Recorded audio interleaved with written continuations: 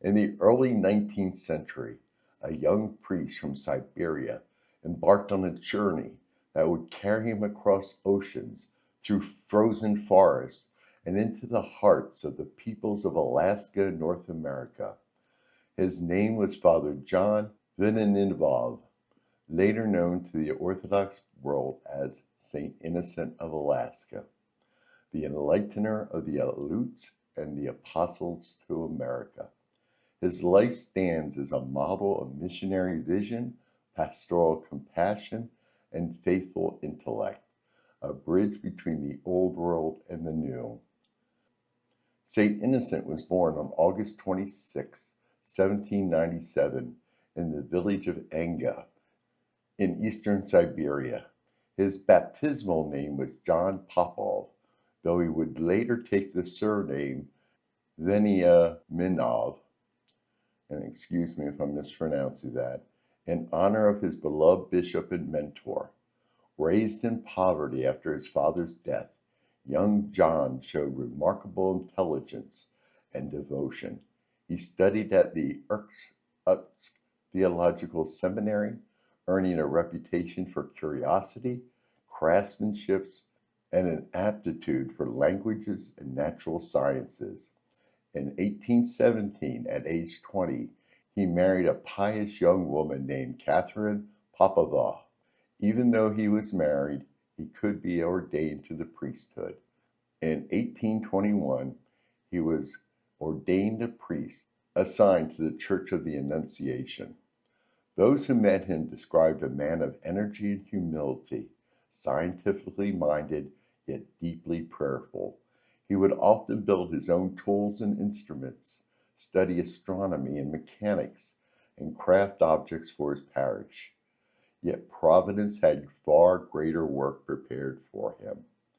At that time, Alaska was part of the Russian Empire's eastern frontier, administered by the Russian-American Company. Few priests were available to minister to the native peoples, and Russian settlers scattered across the vast wilderness. When a call came from the Bishop of Irkutsk for a missionary to Alaska, Father John volunteered. It was a decision that would define the rest of his life. In 1823, accompanied by his wife, infant son, mother, and brother, he set out on a journey of over 7,000 miles from Irkutsk across Siberia through Kamchatka and over the Bering Sea to Unalaska Island in the Aleutian chain. The voyage lasted nearly a year. Upon arrival, he found a world of towering mountains, violent seas, and isolated villages. Yet within this harsh environment, he saw a field ready for harvest. God is already known here, though dimly, he would later write, and it is our task to make that light burn clearly. Father John threw himself into the life of his people.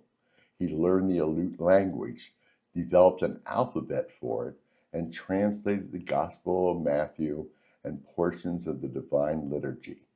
He taught carpentry, boat building, and basic education to both children and adults.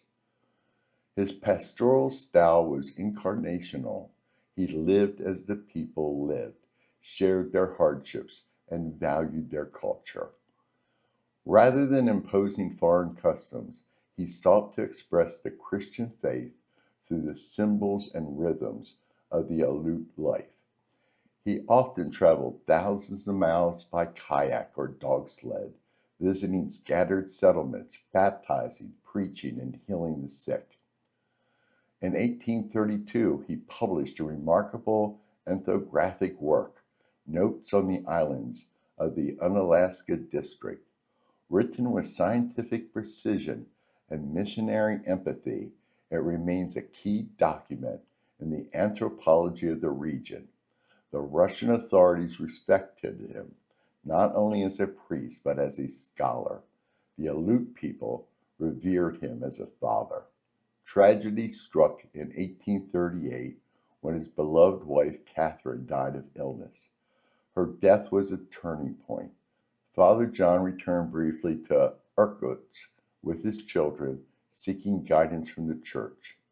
In 1840, he was tonssured a monk with the name Innocent in honor of Saint Innocent of Irkutsk, and soon was consecrated Bishop of Kamchatka, the Kuril and Aleutian Islands, making him the first Orthodox bishop to serve in the Americas. As bishop, Saint Innocent continued his travels with unrelenting energy. His diocese stretched thousands of miles, from Siberia across the Pacific to Alaska. He established schools and churches, ordained local clergy, and trained natives in the faith. In 1841, he founded the Church of the Ascension in Sitka, Alaska, which became a diocesan center. There he built a small cathedral, a mission school, and a workshop for teaching trades. He introduced improved agricultural methods, helped translate liturgical books into Lingit, and urged the Russian-American company to treat the native peoples with justice and respect. They are our brothers, redeemed by the same Christ, he wrote to company officials, and to oppress them is to offend the Creator himself.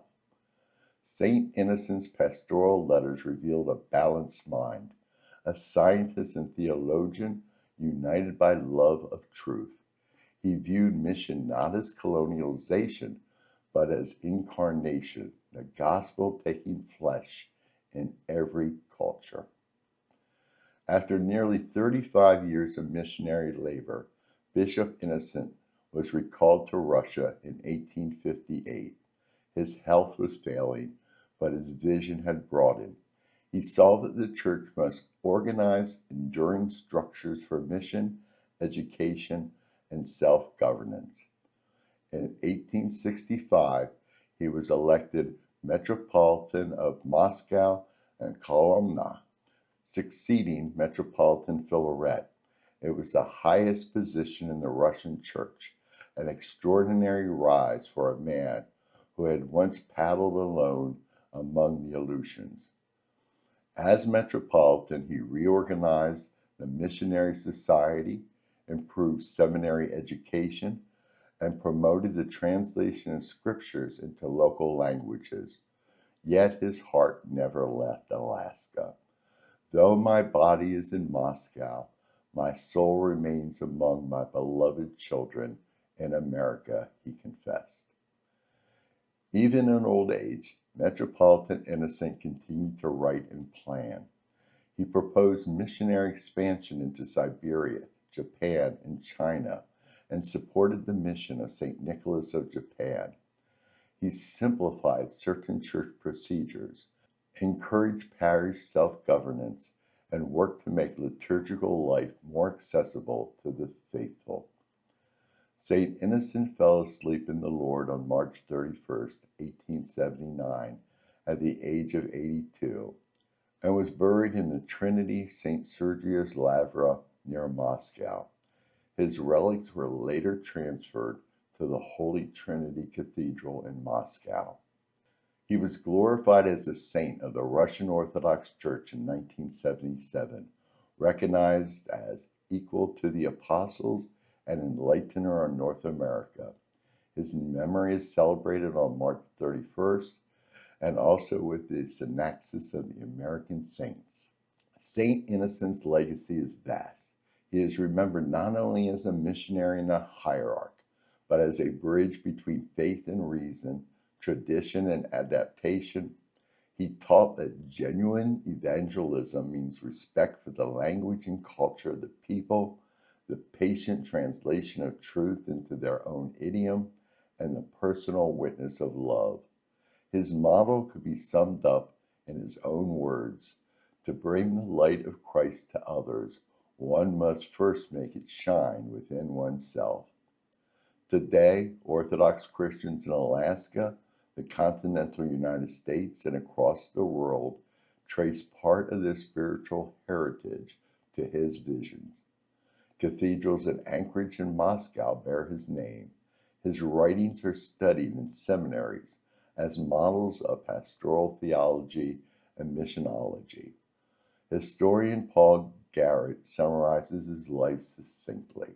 Innocent united the curiosity of a scientist, the heart of a pastor, and the soul of an apostle. Through him, Orthodoxy learned to speak the language of the New World. St. Innocent's life invites reflection on the nature of true mission.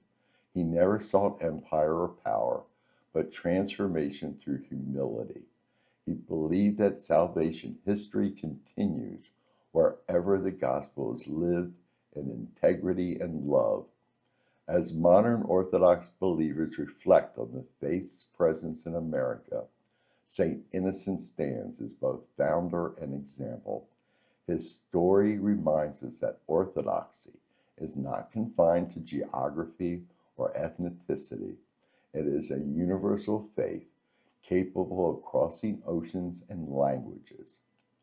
From the icy shores of Alaska to the golden domes of Moscow, St. Innocent's journey embodied the Church's call to proclaim Christ to all nations. May his prayers strengthen the Orthodox Church in America and inspire all who labor for the truth of the gospel. Well, I hope you enjoyed learning about the life of St. Innocent and found it inspiring. And if you did, think about please subscribing to the channel, give it a thumbs up, add comments, I'd appreciate it. Thank you for watching, and I wish you a blessed day.